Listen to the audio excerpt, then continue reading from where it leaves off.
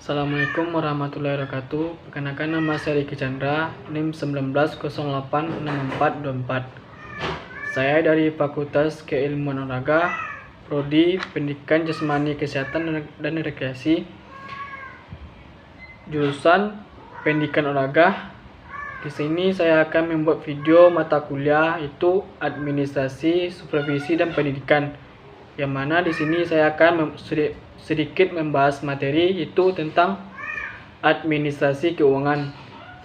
Jadi administrasi keuangan ini adalah proses pengolahan yang melibatkan semua kegiatan yang berhubungan dengan pelanggaran atau keuangan. Dalam pembuatan laporan keuangan ini adalah pencapaian tujuan atau kepentingan bersama.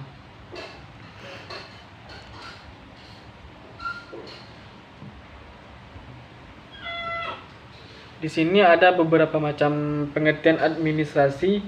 Yang pertama dalam arti sempit, ialah semua aktivitas yang berhubungan dengan pencatatan, pemasukan dan pengeluaran untuk pembiayaan berbagai kegiatan organisasi, di mana bentuknya berupa tata usaha atau tata pembukuan. Yang kedua, dalam arti luas, merupakan suatu kebijakan mengenai pengadaan dan penggunaan keuangan untuk mewujudkan kegiatan organisasi tersebut, di mana bentuknya berupa pengelolaan keuangan meliputi perencanaan, pengetahuan, dan pertanggungjawaban dalam pengawasan keuangan. Tujuan dari administrasi keuangan ini ada beberapa macam. Yang pertama, meningkatkan efektivitas dan efisiensi penggunaan keuangan sekolah dengan dikelola sedemikian rupa, maka diharapkan tujuan pendidikan dan tujuan program yang membutuhkan keuangan bisa tercapai. Yang kedua itu untuk meningkatkan akuntabilitas dan transparansi keuangan. Maksudnya ada kejelasan terkait pertanggungjawaban keuangan, transparansi untuk mengantisipasi agar tidak terjadi berbagai macam pandangan atau pikiran negatif dari orang-orang yang ada di lingkungan sekitar. Yang ketiga tujuannya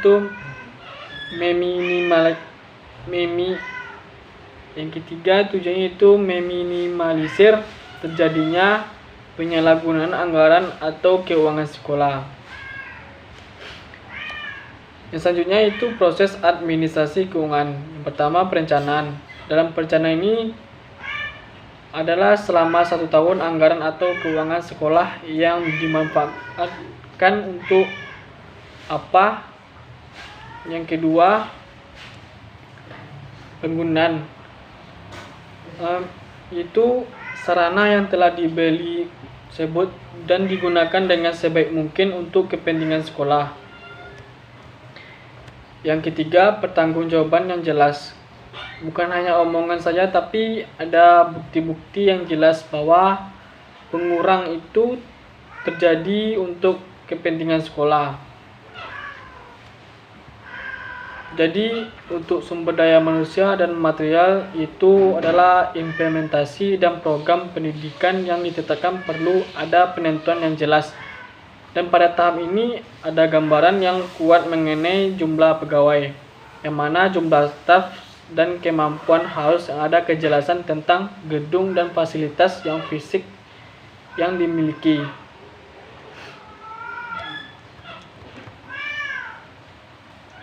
Di sini ada beberapa langkah. Yang pertama, menetapkan tujuan, yang mana penetapan tujuan itu dalam bentuk perumusan. Yang kedua, penjabaran tujuan dalam bentuk program yang jelas.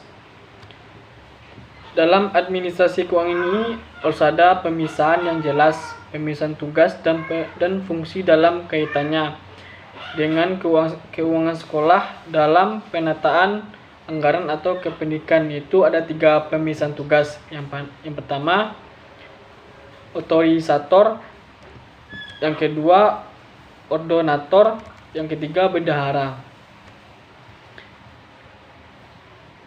Yang mana otorisator ini adalah pejabat atau mereka yang menjabat diberikan sewenang untuk mengambil tindakan atau segala sesuatu yang mengakibatkan terjadinya penerimaan atau pengeluaran keuangan otorisator ini, dan tidak bisa mengeluarkan anggaran atau dana jika ordonator tersebut belum memberikan perintahnya. Yang kedua, ordonator ini adalah pejabat yang diberikan kewenangan untuk melakukan pengujian yang menyebabkan keluarnya perintah untuk mengeluarkan atau mendapatkan anggaran dana. Yang ketiga, bendahara ialah pejabat atau orang-orang yang berwenang melakukan penerimaan atau pengeluaran uang atas dasar pertimbangan ada tidaknya atau ketersediaan anggaran di lembaga.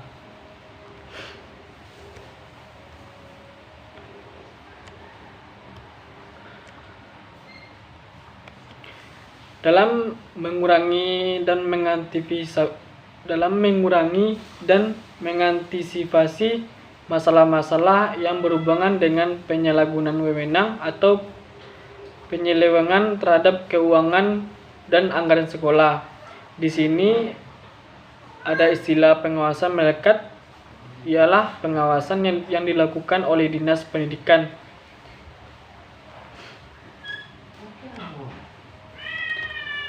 Peran guru dalam administrasi keuangan: yang pertama, membuat file keuangan sesuai dengan dana pembangunan. Yang kedua, membuat laporan data atau usulan pembayaran gaji. Yang ketiga, membuat pembukuan penerimaan dan penggunaan dana pembangunan. Yang keempat, membuat laporan data dan membangun pada akhir tahun anggaran. Yang kelima itu membuat laporan RAPBS. Yang keenam, membuat laporan triwulan dana BOS. Yang ketujuh, menyetor pajak PPN dan PPH. Yang kedelapan, pembagian gaji atau rapel. Yang kesembilan, menyimpan dan membuat arsip peraturan keuangan sekolah. Bila cuma itu saya bisa jelaskan sedikit tentang materi administrasi keuangan. Assalamualaikum warahmatullahi wabarakatuh.